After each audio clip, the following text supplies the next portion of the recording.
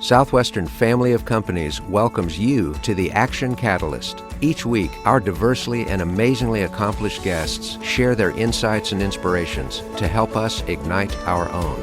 So let's invest attention together to breathe, to reflect and refocus, and decisively defeat that voice we call Mr. Mediocrity. Then let's enjoy moving forward to make a positive difference in our world. Are you interested in advertising with the Action Catalyst? Our listeners could be hearing about your brand right here, right now. For details, shoot us an email at info@theactioncatalyst.com. Today's guest is Dominic Zijlstra, founder of Traverse.link, an app that helps professionals learn faster using science-backed learning methods.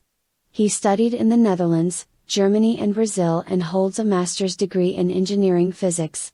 Dominic has worked as a space systems engineer for Airbus, and a data scientist, before starting his entrepreneurial journey. His app has helped over 10,000 professionals learn skills like languages, programming, marketing, psychology and more. Dominic also hosts the Super Learning Professionals podcast. We hope you enjoy. Well, everyone, this is Dan Moore. Welcome to the Action Catalyst. And I'm very excited that our guest is coming to us from the Netherlands, Mr. Dominic Zijlstra. Dominic, you have an incredible background. We're going to hear all about it. Welcome to the Action Catalyst. Yeah, thanks, Dan. Very excited to be here. This gentleman has been a data scientist. He has been a rocket scientist. So for the people that say it doesn't take a rocket scientist to figure some things out, I think maybe it does take a rocket scientist to figure some things out. And you have definitely done that with Traverse Link. Anyway, if you don't mind, walk us back through some of the key moments in your past that led you to where now you have created this wonderful, wonderful learning system, Traverse Link. I grew up, my grandfather, he had a farm in Germany. He built his own business there. So I went to Germany initially to study physics and engineering. And I took some time to integrate. You know, people can be a bit closed there. So I had to learn the language. Eventually, I made friends there. I made very close friends there. And later on, I went to Sweden on an exchange program. I met a lot of people from all over the world. And that's when I really started to feel like more than just a citizen, more like a world citizen almost. And at the end of that, I actually met a girl from Brazil, and we started dating, and I decided I wanted to go and graduate. And I wrote my master thesis there in aerospace, as you already mentioned. Not quite a rocket scientist, but definitely the area. Yeah. Yeah, and then I came back to Europe, and that relationship ended, and I got a job in spacecraft engineering at Airbus.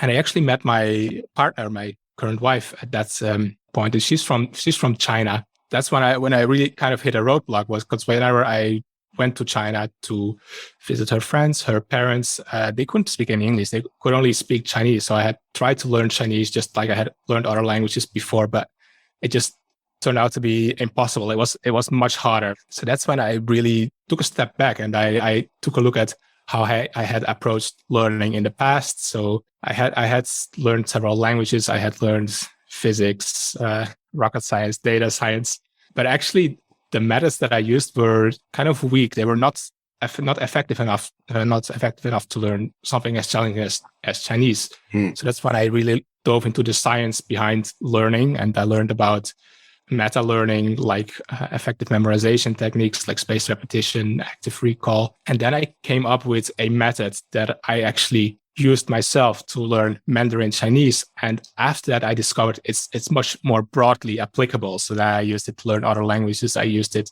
to learn programming skills. At that point, I was actually planning to move to China to really get really fluent in Chinese, get a job there. But that was when COVID struck as well. So that was for me another turning point where the universe was telling me, well, you're not supposed to go there and just be like a teacher, you know. Instead, you have to take this system and bring it out to the world. So I turned into an app. That app is Traverse.link, and it incorporates a lot of the scientific methods that I used to learn. And now people are using it to learn all kinds of things, from languages to like medicine to skills like marketing, psychology, and that has come full circle again. So I'm actually working with an online Chinese course now. They're using the app as well. So now I've really been able to turn my personal learning method into something that people from all over the world can use whatever they want to learn. I think it's a phenomenal story. And you are a citizen of the world. Clearly, you've traveled so much. You've lived in various places. I'm also married to an international. My wife is Portuguese. Esposa portuguesa, muito bem. Eu falo um pouco também. Também. And I know that that ability to learn is such an important thing. But people have mental blocks about things they can learn and can't learn, don't they? Yeah, definitely. And I think a lot of those mental blocks are actually already instilled by school. In school, we kind of have to learn a fixed set of things. We have to learn the curriculum. We have to learn to pass a certain exam, and that's it. Then we move on to the next thing. And I think there's a couple of problems with that. So for one, it kind of kills off our curiosity. Like if you look at a child, he will explore and dive into something and find out everything he can about it, and it's very, very curious. But there's actually research that shows that our education system kind of reduces that natural curiosity over time. Another thing that it does, it's because we have those exam scores, people think that, oh well, I'm bad at like math. I'll never learn math. So it establishes this fixed mindset, almost like this cannot be changed. I'm bad at math. But the reality is that our brains are incredibly flexible. The key to overcoming those roadblocks when getting stuck is adapting what's called like a growth mindset. Mm-hmm. So we actually accept that by using the right methods, we can approach any subject, like no matter what level we are coming from, and start learning it, start getting better at it, like one step at a time, as long as we are confident that we can actually do that, can actually achieve that. And that might take a long time. And the key is building that learning habit. So even if we improve just 1% a day, it accumulates over time. It adds up to, I think it's like 38 times in a year due to the power of compounding. So the key to overcoming those roadblocks is really establishing that growth mindset and building an open habit, and also not being afraid of failure, because you will fail. It's almost inevitable when we try new things. At the beginning, we're gonna be bad at it, but accepting that we will fail and that it's good to fail, and that failure actually strengthens us. Failure makes us better, and that's what will help us overcome those roadblocks eventually. Well, it seems like we have two strikes against our current education system, because the worst grade you can get in education is an F, which means you failed. And also the fact that so many people are rated according to whether they got the right answer. And there may be more than one right answer, but as long as we're training to get the right answer, it's going to affect some people's confidence and certainly their creativity. Exactly. Yeah. Let's dig in a little bit more to this growth mindset and how somebody could develop it. Let's say, for example, that I've been a pretty good student in English and history, and I love to read. But again, mathematics is sort of like, no, get away from me, math stuff. What are some things that I can do on a daily basis to eliminate that negative belief that I've got and to build that growth mindset?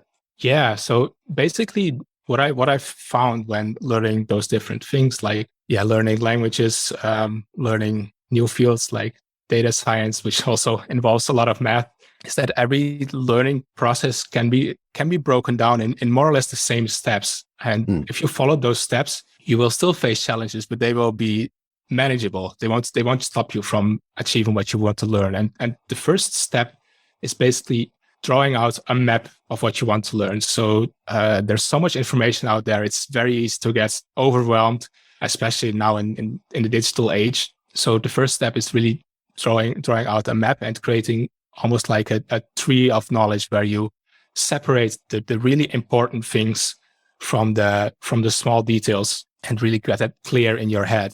And once you've done that, you have identified basically the place to start. So basically the root of learning.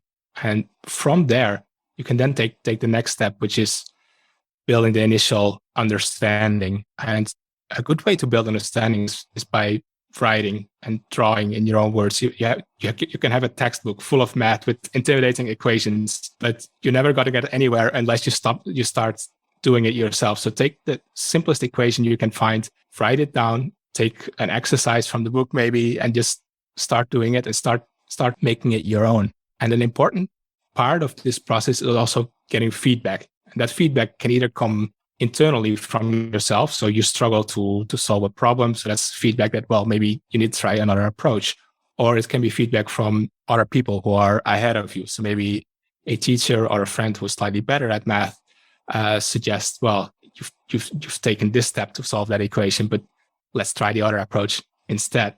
And that kind of feedback improves our understanding. And then the third step after that is the memorization. So once we figured out the right principles, the right ways of doing things, we need to memorize those so that we can apply them next time we come across a similar problem.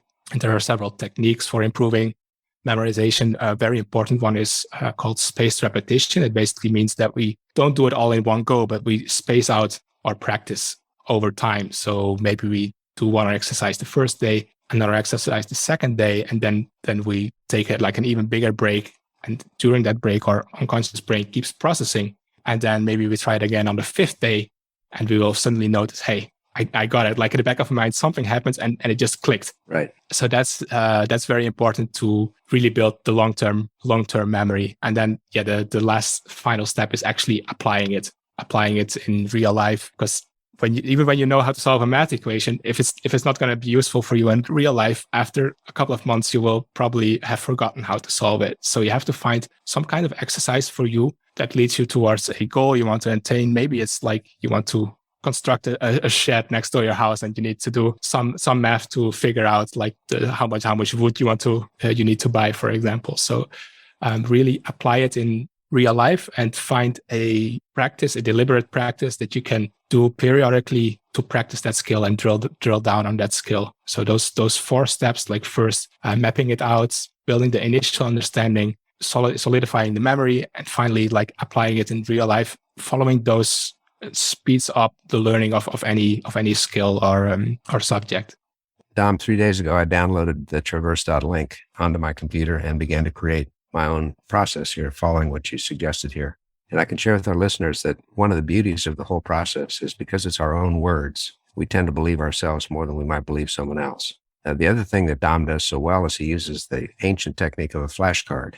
And most of us remember learning our multiplication tables where the teacher would hold up the card and say 3 times 4 is, and the class would yell it out. But because they're flashcards that we've created ourselves, it has terminology, even humor, that can help us remember something in a much better way. So I commend you on the program that you've created. It's very easy to use. I get an email from you every day asking how I'm doing, which is really nice. So that's part of the feedback too. Yeah, it's great. It's great to hear that. And since I'm a real believer that our limiting beliefs hold us back in so many areas, this is very, very fruitful. I think it's a tremendous project you've got going here. Yeah, and I love what you mentioned, like really making it personal is so very, very helpful for learning, because very often when we learn from a textbook, it's abstract concepts which are not very, very memorable, not very easy to understand. But instead, like humans are very good at learning by stories. Like tell us a particular story about a CEO that made a particular mistake and the company failed, and we will remember that, oh, when I have to run a company, I need to do things in a way that avoids that particular mistake. So we will remember much better from stories. And this personalization that you mentioned, like writing it in your own words, adding humor, adding all kinds of weird personal details, is really helps so much to acquire new skills, to learn new subjects. Right. And I love the spaced repetition, this layering of the learning. In fact, I was watching my almost 3-year-old granddaughter the other day as she was putting a puzzle together. And she's done the puzzle probably 50 times. And as soon as she finished it, guess what she wanted to do? She wanted to do it again, because that repetition helped build her confidence. And then when she gets to a harder puzzle, she'll know she has the experience of doing puzzles. And that spaced repetition is a big part of that, because it builds our internal confidence that we can do so much better. If we don't learn to add and subtract, it's really hard to do multiplication and division. But if we learn to add and subtract, then we can go to those next layers. Then we go to algebra, then we go to geometry, trigonometry, etc. But it all builds. And I think that's such an important thing. It also occurs to me that when we're studying for an exam to get the right answer, because there's no application of it after that, that's why that in 5 minutes, that answer can be gone. So really sound stuff you got going on here. Yeah, exactly. And I love that your granddaughter actually figured out this, like the importance of repetition, and especially spaced repetition herself. And I think children are probably in some ways much better at that than we are. We have to unlearn some bad habits that we picked up in the education system first before getting to learn in an effective way again. Building blocks, so important. Yeah. Well, let's talk a little bit more about yourself for a second. Do you have a routine in the morning? How do you start your day? Yeah, I picked up a new habit a few months ago, which before going to bed, I will try to set my unconscious to think about a particular problem that I'm wrestling with.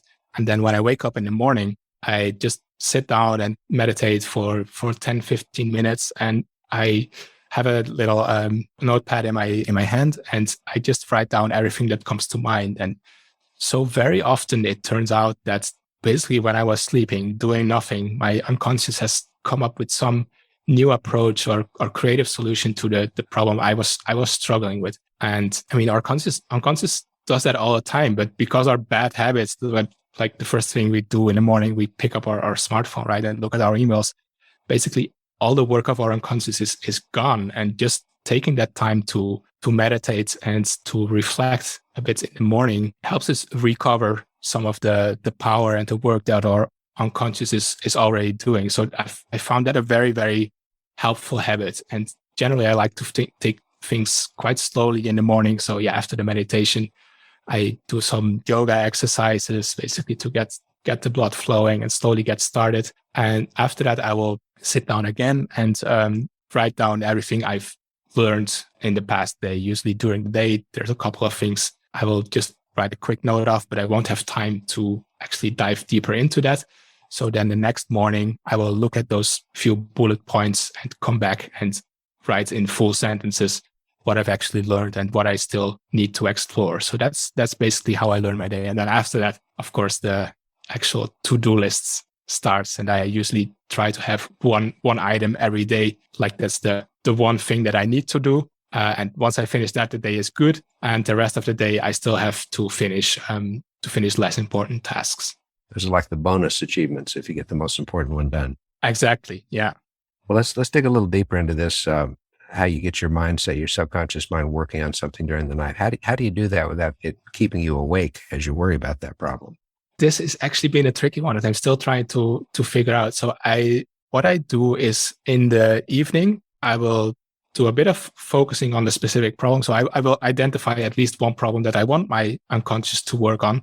But then, of course, I don't want to be awake because I'm thinking about it all the time. So after I focus, I will actually do another 10 minutes of meditation as well, just thinking about nothing, just focusing on the breathing. And I found that helps empty my mind while still keeping my unconscious focused on what I wanted to think about during the night. And it's not like a 100% guarantee that it will come up with creative solutions, but it does work well enough that every now and then I get like a surprising idea or a new approach that I hadn't thought of before.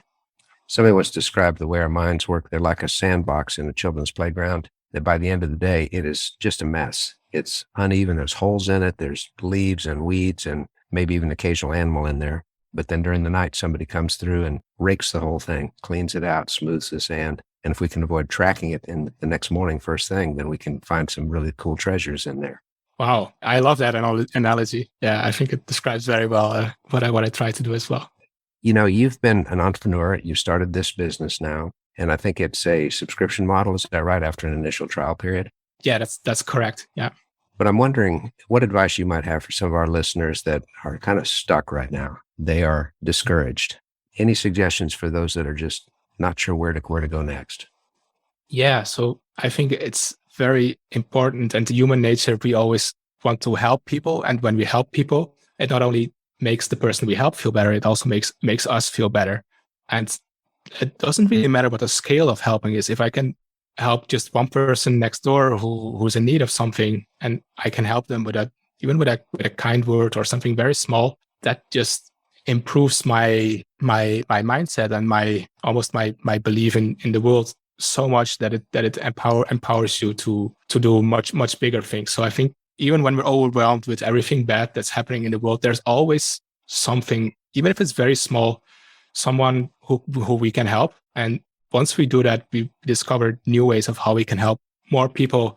Maybe that's by building a business that we can scale and we can reach a lot of people with, that we can help a lot of people. Maybe it's by writing, by starting a blog that will be read by a lot of people, can help people. Or maybe it's something much smaller. Maybe it's in the local community. Maybe there are refugees in your area, and maybe you can help find a place for those. So there's always things we can help. And I think helping is the basis for most successful and like entrepreneurial endeavors. but it also is what's most empowering the most empowering thing we can do in our daily life. So I would say always focus on not on yourself, but on who's out there whom you can help right now and go from there. Well, I love that, Dom. Well, you have got so much to offer, a very young person having a big impact on our world. So I want to thank you for being a guest with us today. Thanks, Dan. It was really great to be here. And I think I've gotten at least as many new insights from you as I've been able to offer here. So thank you for that. And I just want to mention, it actually created on actioncatalyst.traverse.link. There's a little bonus for listeners that will help you remember better what you read. So there's a little bonus included. Okay, that sounds great. Well, thank you so much, Dominic. Dank je wel. Thank you, Dan. It was great to be here. If you enjoy this podcast, please make sure to subscribe. To stay updated on everything that the Action Catalyst is up to, make sure to follow us on Facebook and Instagram at Action Catalyst Podcast and Twitter at Catalyst_Action. Thanks for listening.